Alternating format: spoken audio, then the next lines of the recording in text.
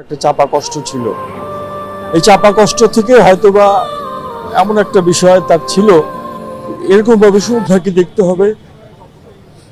আসলে এটা খুব ভয়াবহ।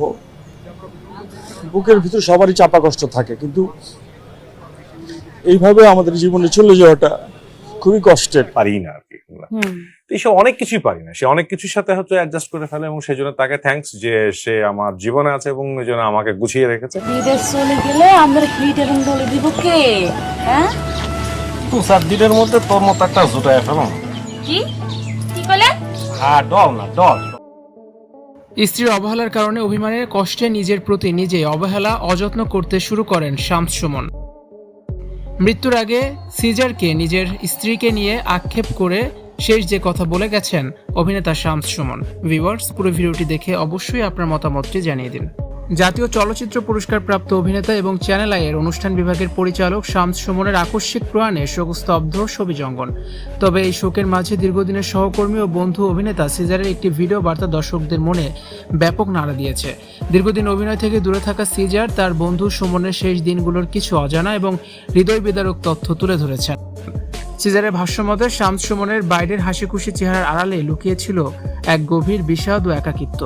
সিজার তার ভিডিওতে সুমনের শেষ সময়ের কিছু আকুতি ও আক্ষেপের কথা উল্লেখ করেছেন।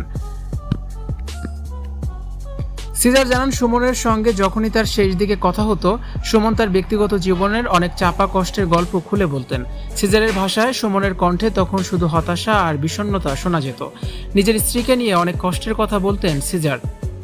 স্ত্রীর কারণে তিনি একাকিত্বে ভুগছিলেন।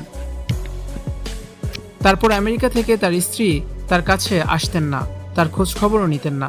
স্ত্রীর সন্তানের অবহেলায় তিনি দিন দিন আরো অসুস্থ হয়ে পড়েন। এছাড়াও শামস সুমন সিজারকে বলেছিলেন যে তিনি অভিনয়ের জন্য প্রচণ্ড তৃষ্ণার্ত ছিলেন, কিন্তু তাকে কেউ অভিনয়ে ডাকতো না। সিজার জানান, সুমন আক্ষেপ করে বলতেন, আমাকে তো কেউ ডাকে না, তাই অভিনয়ও তেমন করা হয় না। এই অবহেলা তাকে মানসিকভাবে ভেঙে দেয়। সিজার ভিডিওতে আবেগ আপ্লুত হয়ে বলেছেন যে সুমন এক ধরনের অভিমান থেকে নিজের যত্ন নেওয়া ছেড়ে দিয়েছিলেন। সিজার তাকে বারবার কাজের প্রতি সিরিয়াস হতে বললেও সুমন শুধু হাসতেন। সেই হাসির পেছনে যে নিজের উপর নিজের কত বড় রাগ ছিল তা সিজার এখন উপলব্ধি করছেন। তিনি আক্ষেপ করে বলেন, সুমন ভাই, তুমি নিজেকে কষ্ট দিয়ে বুঝিয়ে দিয়ে গেলে যে এভাবে নিজেকে অবহেলা করা ঠিক না।